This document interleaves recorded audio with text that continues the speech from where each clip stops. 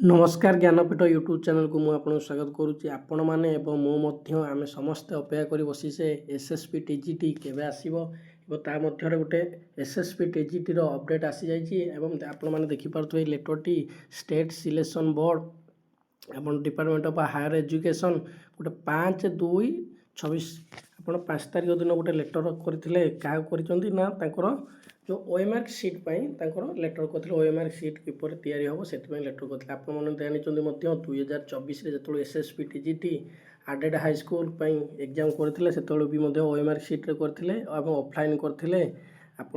RST जो बाहर 2023 online होता पुणी 2025 ऑफलाइन है आमर एसएसपी टीजीटी जो फास्ट वर्ष आसाला आगुरी तो केवे पोस्ट आसी नाला आबे भी होते से केवल बीएड मार्क सिलेक्शन अनुसार होते प्रथम थर पर 2024 से एग्जाम गोटे करते एग्जाम कर पोस्टिंग करते आउ से एग्जाम आम भी देलु सिलेक्शन कौन कारण रही नाथूँ एवं आम भी अपेक्षा कर भी अपेक्षा कर पोस्ट आसो आपने देखिपे ये जो लेटरटी होती सर 5/2/2026 तारीख दिन ये लेटरटी होती ओएमआर सीट तैयारी ओएमआर सीट जब तैयारी हम बहे संख्यार ओएमआर सीट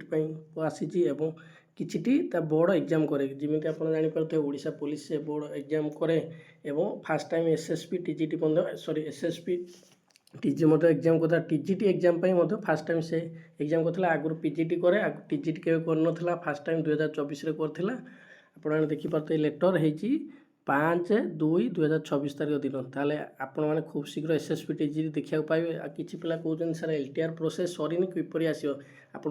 जानते 2024 2023 आमर जूनियर टीचर कौन पोस्टिंग सर ना केस चलता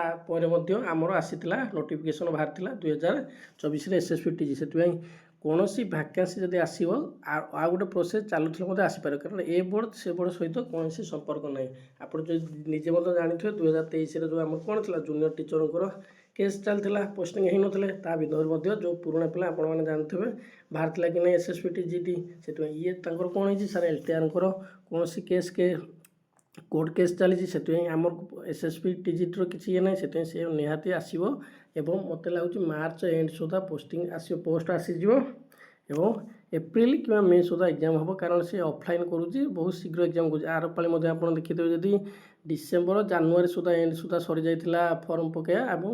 परीक्षाटा होता आमर